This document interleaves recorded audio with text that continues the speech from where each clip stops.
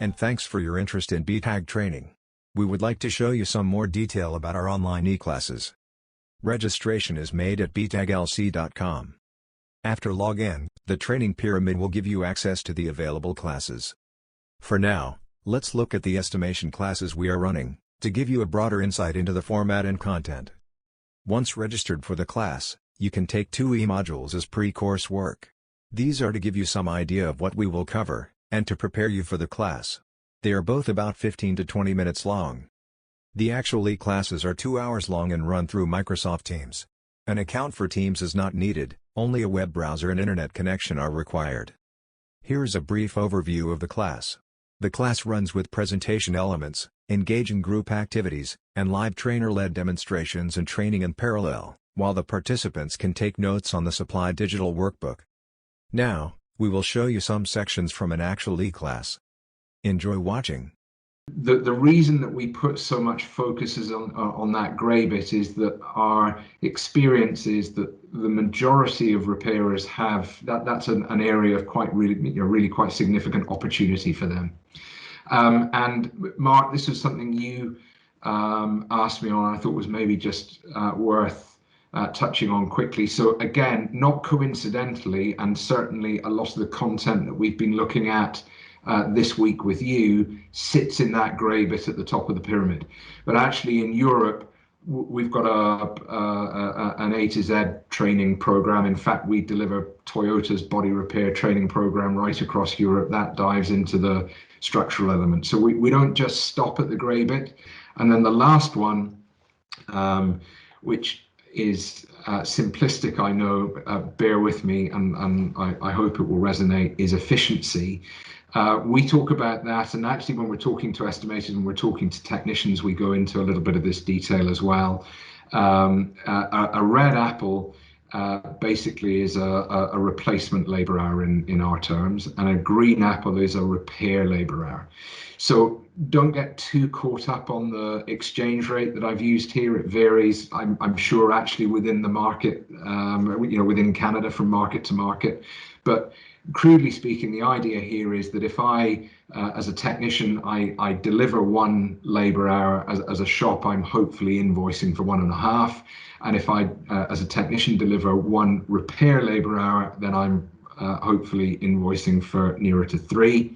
And from a shop point of view, if you just sort of think about that for a second, now I've just increased the number of labour hours that I'm capable of invoicing by 25%. And actually, in terms of the gross margin on that, and there's a whole pile of things we can talk about in and around that, which we won't today, but most of that will fall to the bottom line. For experienced people, this might be a basic aspect to go through, but remember, you have to develop these training programs or this information for the weaker parts, the weaker group in our team, because they're only as strong as the weakest link in the whole equation. So the objective of this module is explain the process involved in repairing an outer panel, develop the skills in planning and repair process, and make a high quality and accurate estimate. So we are trying to cover a little bit everything. So let's look at the repair checklist. I will cover this in detail as we go along. No braces are damaged, no glue or welding spots are damaged. Damage can be repaired with less than 2 millimeter depth. Cost comparison between repair, replace. Possible of a higher repair standard. Painting area has to be considered. And at the end, for the quality side, at least intrusive repair method has to be approached. Okay, so let's look at the next point. Again, as yesterday, on the bottom right corner of the PowerPoint, I hope everybody sees it at a higher quality as yesterday. If not, you can just type it in and let me know if you don't see it well. All good. Thanks, Mark. Again, on the bottom right corner, you see WB2 stands for Workbook 2. So if you want to follow along, if you go to the PDF that Dave sent you or you're able to download, you can take notes in there as you go along. Okay. Cost comparison between repair and replace. So now here we have a sample damage on the rear left quarter panel. Okay. And now we're going to be looking at the option repairing it or replacing the panel. Okay. That's something we have to decide on a daily basis if you're going to repair or replace. something, but there's a whole lot of aspects we have to consider on the back of this. So here we're gonna split it up in groups. Mark, John, Debbie, and Rick. You four, please, let's start with what do you think are the pros of replacing that quarter panel? Pros would be higher part sales, higher labor hours. Yeah, higher labor hours, higher part sales. What else?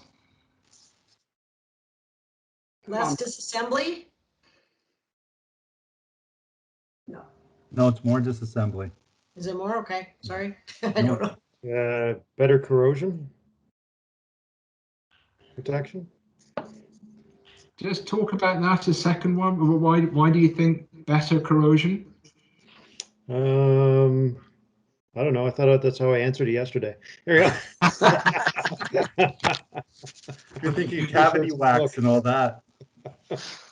Now here's a question. Here's 3 damages just in general for you as a group. Glue, no glue or welding spots in this area. If there's a damage in A, B, or C, which area would you definitely replace the panel? So you can type it into the chat forum. A for the fender, B for door, or C for quarter panel. And since you guys are all on the game, we have CCC flying up there. Also down on workbook page number 8.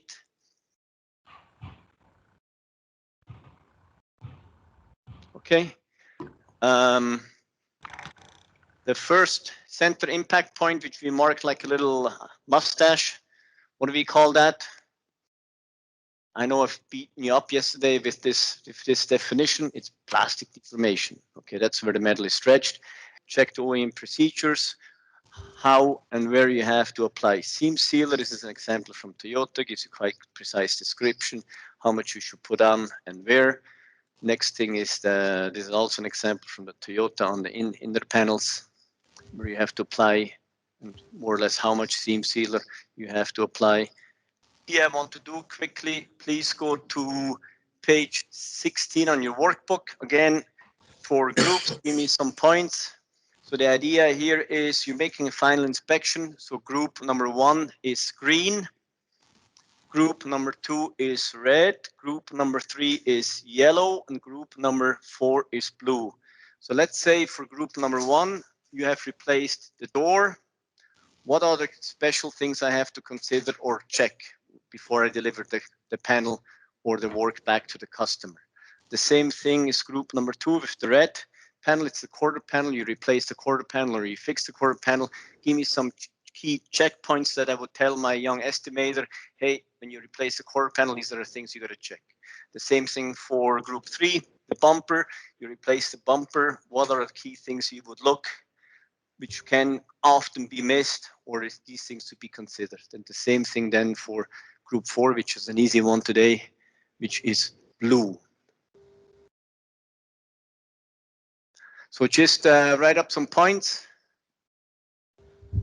and then I'll write it up on the board, and then this will be the last part of our repair procedure. So group number 1, you had the door and the fender.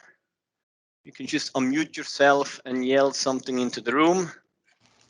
Making sure all the switches are working properly. So the power window switches, the mirror switch, sensors in the door panel. Airbag sensors. And looking at the gaps as well. So gaps between the doors, the belt moldings, the fender, the quarter panel. Yeah, Yes. if the back door was touched, make sure the child locks are actually functioning as a safety feature. Say that again, sorry, I lost you there. The rear door, make sure the child locks are functioning properly. Make sure all locks and handles are up to code for safety. Yes, and then the liner, the wheel liner, overspray on that, that's always something's missed, right? All right, let's have some fun. Looks good. Means I have to work. So repair methods, we're gonna look at repair methods on the outer panel. It's gonna be tough. Edge repair, body line, trunk. from yesterday. Then we're gonna look at some crease glue repair for creases and body lines. So this is like, wow, 50 minutes. Wow, that's gonna be tough. Let me speak fast. So let's do first a 90-degree edge. This could be something on a dog leg or a rocker panel. Okay, a little bit back to yesterday's content that we looked at. The impact, it comes from the left as the metal pushes in. You see at the top, the crowns are getting pushed out. Into the group is, on the lower example, this damage looks a little bit different. From which side did the damage come from? From G for green, coming from the left. So you can type it in the chat, please. Give me the first letter, G for green, B for blue if it came in from an angle, or Y for yellow from the top. What do you think? From which way did the damage come if the end result looks like that? And we have yellow coming. Wow, you guys are on fire. Good job. Yes, it comes from the top down. So let me just see. Let me get my act together. Sorry. So that's all right. Impact came from the top. Now, to fix this, we have to basically go the opposite way. The damage came in from the left, so we have to pull it the opposite way. 1 second. So now we have to pull it out, but at the same time, we have to address these crowns, because most of the time, if I just pull this damage out without pressing down on the crown, this panel or this damage is not going to come out.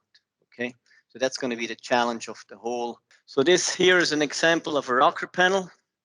Okay, again, the damage is here. It's a little bit tough to see. It came in this direction. So here we have in the center here is the plastic deformation where the metal is stretched. All of this here is the elastic deformation where elastically deformed, a little bit easier to fix. And then most importantly, where do we have the crowns? If you look down here, a little bit difficult to see on the camera, but we saw that the metal got pushed this way and then the metal was crumbled up here. Okay, now the task is to fix this. So again, here on the workbook page 3 is which tools to use to repair this type of damage. Okay, so here I made the graph of the different tools available to most technicians. Here is again a simulation of the rocker panel damaged. Now I'm going to have to pull out on that edge. It's slowly coming out. At the same time, I have to apply the pressure on the edge, on the crowns. And once this pressure is out, then I have to pull it again out to the remaining area. Okay, so that's the task at hand. Position it out here. You weld on the bit from far away. So the important here is just to work slow and precise. Because if I invest a little bit more time here,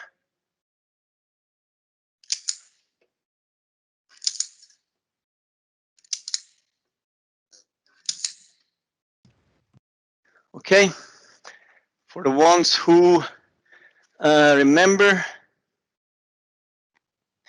impact area, same example. It's basically always the same, more or less. Impact comes from one side, pushes it in, and always the lovely crowns that we have to look for. Okay, so that's how the damage happened. So the next thing you're going to be doing is same as before, reverse pull in from the deepest part, pull it out, and then find the crowns and address them, and most of the time these damages will come out nice and easy. So here you can go to work page 7. Again, for yourself, it's quite important to identify the impact direction. There's also other reasons for braces or reinforcements, which could be in the backside. You have to a little bit analyze if they could have damaged the rear part or not. That's always important. So if you want, where did the impact come from? Red, blue, or purple, and it helps you on identifying it. It actually helps you on the repairing process. And then on the right side, the right box, that's the impact area. The top yellow box, that's the crown, which goes over the top. The middle one on the left, this is the body line. And then the lower area, we have the crowns, okay? So here I show you the live example. Here, sorry about the light, it's gonna play us a little bit funny shape, but this is the damage we had yesterday. We marked it up, okay? Impact point, the crown went up here, crown down here, the lower body line, lower crown down here, not to forget. And this is the area to address, okay? So now we go into paint removal. So this is the marked damage. Paint removal. See, a lot of technicians, they just go and grind as much paint away, you know. So damage like this, straightening time, I don't know, 10 minutes. So I'm pulling out the tension a little bit out, not too much. Okay, here's the laser. Again, one of the key points here, you know, from a technical point of view, a technician needs to think about placement of the feet on the bridge. The consideration they need to think is obviously the tension that we're pulling out. It's putting back, you know, laws of physics, equal and opposite reaction back in. So you need to be able to think about where to position. So here's an example on the finishing process. And this is where it's key. You sand off the top to get an idea of what is happening. Use the T-handle, bring that up, check again how you're looking. Go on to the next area. So always do about 2-3 centimeters area at once. Don't do too much of a large area. You will get lost. Focus on a small area. Bring the high spots. If it's high, knock it down. When it's finished, you move on to the next area. And this is actually just what takes time. And that's what we're training in training schools, and also at BMW or the other brands, is just to focus a little bit more on the metal finish. Because at the end of the day, the body men, they separate the process in 2 steps. One is the metal straightening, and then the putty shaping. And at the end of the day, if you spend a little bit more time on the metal finishing, I will save a lot of time on the putty shaping. Because one putty shaping coat will take me 20 minutes. I have to put it on, I let it dry, I have to do something else in the meantime, then I start sanding. But if I do a bad metal finish, I apply 2 or 3 coats, this takes me then an hour. But if I get it to a high quality metal finish, I do it one time, and I save myself easily 40 to 50 minutes on one job, okay? So that's where we're focusing for the technicians to get it up, go to a higher finish. So, next question is, but basically what you do, remove the paint in a small area, apply the bits. One here you would weld above and above, one above and one below the radius, okay? And then apply the bridge. Give a little bit of tension, not too much. Don't forget the crowns out here. Don't forget the crowns back here. Same thing up here. And this thing will come out quite easily. Okay. So it's something that maybe at the end I still need to take some paint off and use the flat liner on it just to get that sharp center impact point out. But with the glue system, in a very short time, you can pull majority of the damage out.